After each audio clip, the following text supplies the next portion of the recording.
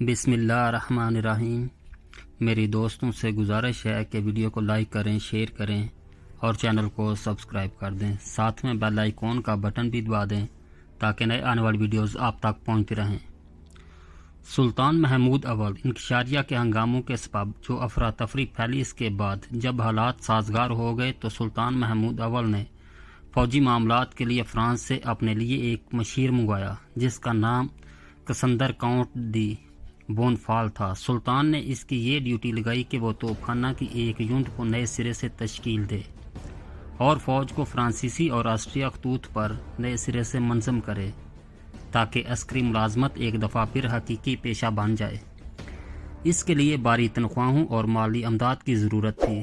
سلطان نے یہ بھی تجویز پیش کی کہ انکشاریہ کو چھوٹی چھوٹی یونٹوں میں تقسیم کر دیا جائے جن کی قیادت ایک جواں افسر کے ہاتھ میں ہو، لیکن انکشاریہ نے اس پروگرام کے نفاذ سے اختلاف کیا اور اس پر انہوں نے عمل درآمد روک دیا، جس کی وجہ سے بونفال کی ساری توجہ توپ خانہ پر مرکوز ہو کر رہ گئی۔ اس نے توپ سازی کے کارخانوں، بارود، بندوقوں اور بارودی سرنگوں اور توپوں کے لیے چکروں کی تیاری کے لیے خاص توجہ دی۔ ایک اسکول کھولا جس میں عسکری انجینئرنگ کی تعلیم دی جاتی تھی، لیکن انکشاریہ نے ان تمام سکیموں کی راہ میں رکاوٹیں پیدا کر کے ان کو ناقابل عمل بنا دیا۔ ان تمام چیزوں کے علاوہ کاغذ سازی کے لیے ایک فیکٹری بھی لگائی گئی، لیکن بالآخر یہ تمام اصلاحات تباہ ہو کر رہ گئی۔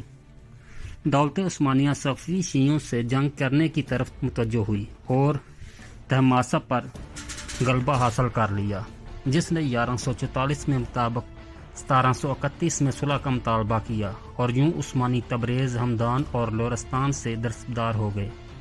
لیکن خراسان کے حاکم نادر شاہ نے اس معاہدے کو قبول نہ کیا۔ نادر شاہ اصفہان کی طرف چلا گیا، شاہ طہماسپ کو معزول کر دیا اور اس کی جگہ اپنے بیٹے عباس کو حاکم مقرر کر کے اس پر مجلس وصایا قائم کی۔ اس کے بعد عثمانیوں سے جنگ کی خاطر آگے بڑھا۔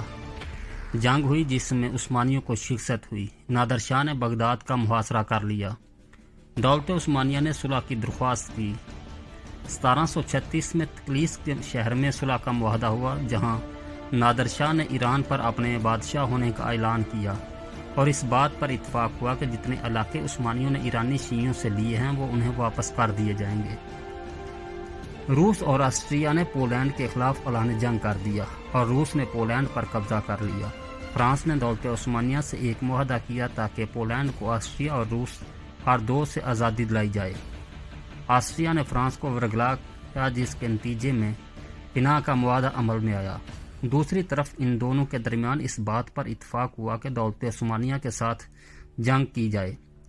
روس نے دولت عثمانیہ کے خلاف جنگ چھیڑ دی۔ عثمانی فوجوں نے روس کو صوبہ بغداد کی طرف بڑھنے سے روک دیا۔ اسی طرح بوسنیا، سرب اور افلاق کی طرف آسٹریا کو بڑھنے سے روک دیا اور سربوں اور آسٹریا پر فتح حاصل کر لی۔ نتیجن آسٹریا نے جنگ سے دستبرداری کا اعلان کیا اور فرانس کی وساطت سے صلح کا معاہدہ کیا۔ بالآخر بلگراد میں 1739 میں ایک صلح کا معاہدے پر دستخط ہو گئے۔ آسٹریا بلگراد کے شہر اور سربیا افلاق کے علاقوں سے دستبردار ہو گیا اور روس نے عہد کیا کہ وہ بحر اسود میں کوئی جہاز نہیں بھیجے گا۔ اس نے آرزوف کی بندرگاہ پر جتنے بھی قلعے تعمیر کیے تھے گرا دیے۔ سلطان عثمان ثالث 1758 تا 1761 58 سال کی عمر میں حکومت کی باغدور ہاتھ میں لی۔ جامع مسجد ابو ایوب میں ان کے ہاتھ پر بیعت ہوئی۔ یورپ کے سفیروں نے مبارکباد پیش کی۔ 3 سال تک فرمانروا رہے۔ ان 3 سالوں میں کوئی جنگ نہ ہوئی اور باہر کے کسی ملک سے کوئی معرکہ برپا نہ ہوا۔ سلطان عثمان ثالث نے اپنی پوری توجہ داخلی امور پر مرکوز رکھی۔ ملک میں اصلاحات کی خلاف شریعت، تمام مروجہ و رسوم کی ممانعت کرتی، تمام شورشوں اور بغاوتوں پر قابو پا لیا، بالخصوص کردوں کی بغاوتوں کو کچل کر رکھ دیا۔ کہا جاتا ہے کہ سلطان بیس بدل کر خود رایا کی حالات سے آگاہی حاصل کرتا تھا۔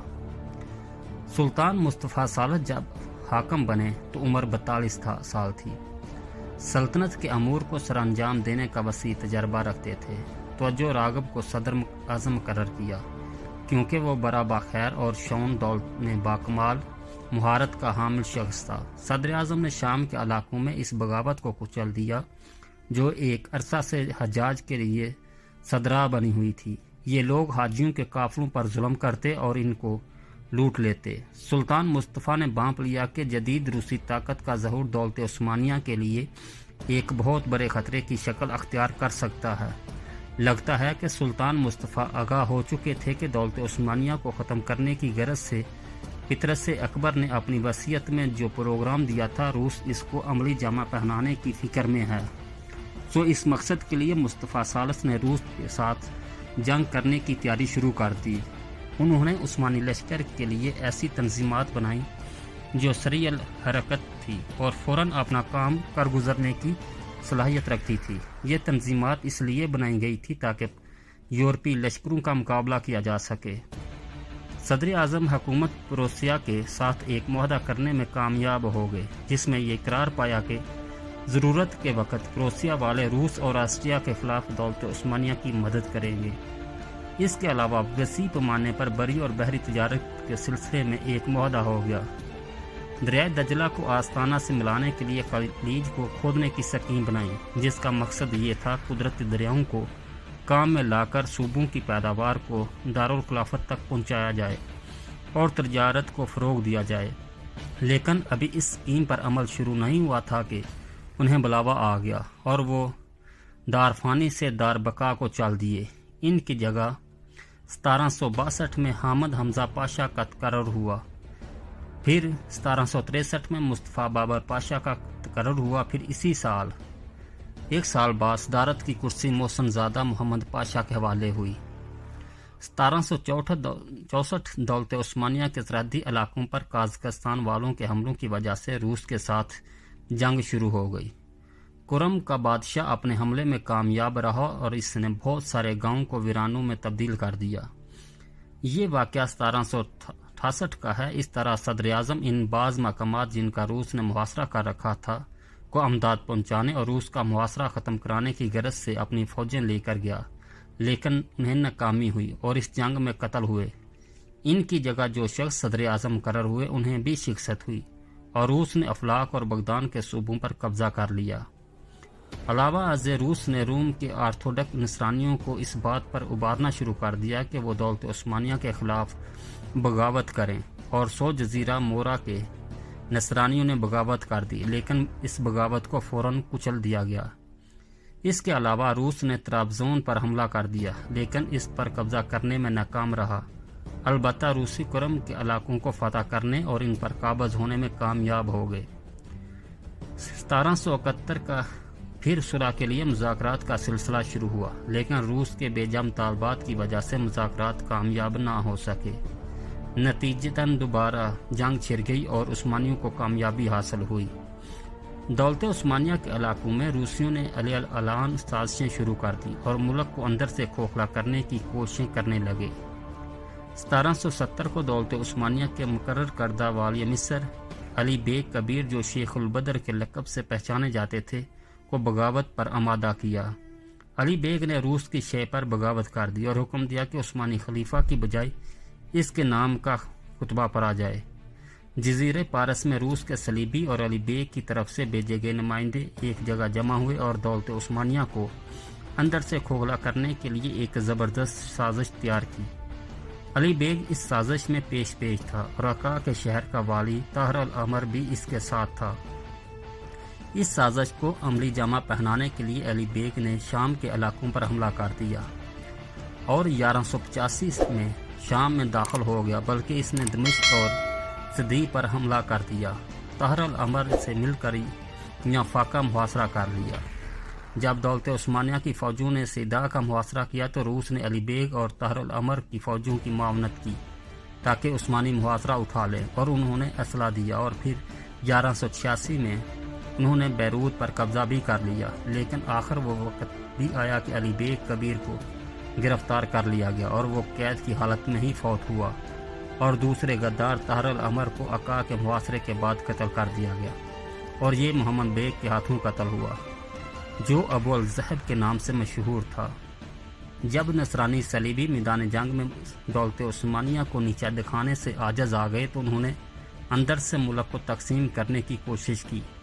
انہوں نے بعض ایسے کمزور ایمان لوگوں کو تلاش کر لیا جو مسلمان تھے، اسلامی شعار کی بظاہر پابندی کرتے تھے، لیکن خواہشات نفس کی غلامی میں اس قدر آگے آ جا چکے تھے کہ ملک و قوم سے غداری کرنا ان کے لیے کوئی مشکل کام نہیں رہا تھا، ورنہ ایک سچا مسلمان اپنے ملک اور قوم سے غداری کیسے کر سکتا ہے؟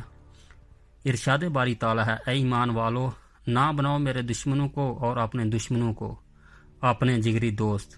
تم تو اظہار محبت کرتے ہو ان سے، حالانکہ وہ انکار کرتے ہیں اس دین حق کا جو تمہارے پاس آیا ہے۔ نہ بنائے مومن کافروں کو اپنا دوست مومنوں کو چھوڑ کر۔ اپنی ذات اور اپنے رب سے مخلص اور اپنی قوم سے ہمدردی رکھنے والا ایک مسلمان سنی مسلمان عثمانیوں کے خلاف روس کی آرتھوڈکس عیسائیوں کی مدد کر کے ان کے خون ریزی کا جواز مہیا نہیں کر سکتا۔ امت مسلمہ کے دشمن ہمیشہ دیار اسلام کے اندر فتنہ فساد کی آگ بھڑکانے کو کوشش کرتے رہے ہیں تاکہ وہ اس امت کو معاشرتی، اقتصادی اور اخلاقی لحاظ سے تباہ و برباد کر سکیں اور ان کا نام و نشان مٹا کر اپنے مذموم مقاصد پورے کر سکیں۔ سلطان مصطفیٰ ثالث کا شمار مجاہد سلاطین میں ہوتا ہے۔ انہوں نے روسی صلیبی حملوں سے اپنے ملک کو بچانے کی پوری کوشش کی اور مختلف معرکوں میں ان کو شکست دی۔ وہ اپنی دور رس نگاہوں سے دیکھ رہے تھے کہ دولت عثمانیہ بدتریز زوال و انحطاط کی طرف جا رہی ہے۔ انہوں نے اپنے شعر میں اس احساس کا اظہار بھی کیا۔ وہ کہتے ہیں، دنیا معدوم ہونے والی ہے، یہ خیال درست نہیں کہ وہ ہمیشہ ہمارے ساتھ رہے گی۔ ملک کی تمام مناسب و ذیل ترین لوگ ان کے ہاتھوں میں ہیں اور آج شرفا کبسرسی کا شکار ہے، اور ہم ان پر بھروسہ رکھتے ہیں۔ سلطان مصطفیٰ ثالث اسلامی تاریخ کا بالعموم تاریخ دولت عثمانیہ کا بالخصوص گہرا مطالعہ رکھتے تھے۔ روس کے ساتھ ایک طویل عرصے تک جنگ و جدل کا سلسلہ جاری رہا، کیونکہ یہ سلسلہ 1768 میں شروع ہوا اور 1774 میں ختم ہوا۔ ان جنگوں میں مسلمانوں کو وسیع اور نہایت اہم علاقوں سے ہاتھ دھونے پڑے۔ کمزوری، پسپائی اور زوال و انحطاط کا دور شروع ہو گیا۔ سلطان مصطفیٰ ثالث روس کے خلاف ایک جنگ کے دوران بیمار پڑ گیا۔ اس بیماری کی وجہ سے حزن و ملال تھا اور بالآخر 57 سال کی عمر میں دار فانی سے کوچ کیا۔ خلیفہ کا وصال 1187 ہجری کو ہوا اور ان کی جگہ ان کا بھائی عبدالحمید اول تخت نشین ہوا۔ سلطان عبدالحمید اول 1187 ہجری مطابق 1773 میں اپنے بھائی مصطفیٰ ثالث کے بعد تخت نشین ہوا۔ وہ اپنے بھائی مصطفیٰ ثالث کے دور حکومت میں اپنے محل میں نظر بندی کی زندگی گزار رہا تھا۔ روس بحر سود کے ساحل پر واقع بلغیریا کے شہر وارنا میں عثمانیوں کو شکست دینے میں کامیاب رہا۔ صدر اعظم نے صلح کی خواہش ظاہر کی اور اس کے لیے مذاکرات کا مطالبہ کیا۔ آخر 1774 میں بلغیریا کے شہر فنارجا میں صلح کا معاہدہ ہوا۔ اس معاہدے کی اہم شق یہ تھی کہ دولت عثمانیہ اور روس کے درمیان پائی جانے والی عداوت کا خاتمہ، صلح کا قیام اور آئندہ اس خیر سگالی کے تعلقات میں تبدیلی کا ہونا، نظام جرائم سے صرف نظر کرنا جن کا ارتکاب طرفین کی طرف سے آیا ہے، التجا کرنے والے یا بغورا رایا کی حمایت نہ کرنا اور شرائط صلح کی پاسداری کرنا، کرم کے علاقوں کو بلا اجتناع آزادی اور خود مختاری کا طرفین کی طرف سے اعتراف۔ یہ علاقے اپنے حاکم کا آزادانہ انتخاب کریں گے اور اس بارے کسی قسم کی مداخلت نہیں کی جائے گی۔ یہ لوگ کوئی ٹیکس نہیں دیں گے چونکہ یہ لوگ مسلمان ہیں، اس لیے ان کے مذہبی امور کی نگرانی اسلامی شریعت کے مطابق سلطان عثمانی کی طرف سے کی جائے گی۔ عثمانی فوجیں کرم کے علاقے کو چھوڑ دیں گی، تمام قلعے مقامی لوگوں کے حوالے کر دیے جائیں گے اور عثمانی وہاں نہ تو کوئی فوج بھیجیں گے اور نہ ہی عسکری محاذ۔ ہر ملک کو قلعے، عمارتیں، چوکیاں بنانے اور ان کی ضروری اصلاح کرنے کی مکمل آزادی ہوگی۔ آستانہ میں روسی سفیر کا دوسرے درجے میں تقرر اور سرکاری طور پر جوڑ توڑ پھوڑ ہوئی، اس کے بارے میں اعتزاز دولت عثمانیہ کی یقین دہانی کی مسیحیوں کے ساتھ تمام حقوق کی نگہداشت کی جائے گی۔ نصرانی عبادت گاہوں کا پورا خیال رکھا جائے گا اور ان کی جو توڑ پھوڑ ہوئی ہے اس کی تعمیر کی رخصت دی جائے گی۔ روس کے راہبوں کو القدس شریف اور دوسرے مقدس مقامات کی زیارت کی اجازت ہوگی۔ نہ ان سے کسی قسم کا جزیہ لیا جائے گا اور نہ ہی خراج، بلکہ عثمانی سلطنت ان زائرین کو سفر کی تمام سہولیات دینے کے لیے ساتھ ساتھ ان کی حفاظت کی بھی پابند ہوگی۔ بحر بیض اور بحر اسود دونوں سمندروں میں تمام عثمانی بندرگاہیں روسی جہاز رانی کے لیے کھلی رہیں گی اور روسی آزادی سے آمد و رفت رکھ سکیں گے۔ اس طرح روسی رعایا عثمانی علاقوں میں بری و بحری تجارت میں آزاد ہوگی۔ روسی تاجر اس بات کے مجاز ہوں گے کہ وہ امپورٹ اور ایکسپورٹ کریں اور عثمانی علاقوں میں جہاں چاہیں اقامت گزریں۔ روس کو یہ بھی حق حاصل ہوگا کہ وہ جہاں مناسب خیال کرے قونصلیٹ مقرر کرے۔ اگر روس افریقی صوبوں کی حکومت کے ساتھ تجارتی معاہدہ کرتا ہے تو دولت عثمانیہ پر ضروری ہوگا کہ وہ روس کی طرف سے انہیں ضمانت دینے کی ہر ممکن کوشش کرے۔ روس کو یہ حق حاصل ہوگا کہ شہر عام پر استنبول میں گلت کے محلہ بکل اوغلی میں ایک خاص کلیسیا تعمیر کرے۔ یہ کلیسیا روسی سفیر کی کسٹڈی میں ہوگا۔ اس چرچ کی حفاظت مکمل نگرانی کی یقین دہانی کرائی جائے گی تاکہ اس میں کسی طرح کی مداخلت نہ ہو سکے۔ روس بعض علاقے دولت عثمانیہ کو واپس کاٹ دے گا، لیکن کچھ شرائط کے ساتھ۔ ان شرائط میں کچھ یہ ہے: ان علاقوں کے رہنے والوں کو عام معافی دی جائے گی۔ ان میں جو لوگ نصرانی ہوں گے انہیں ہر طرح کی آزادی ہوگی۔ چرچ بنانے پر کوئی پابندی نہیں لگائی جائے گی۔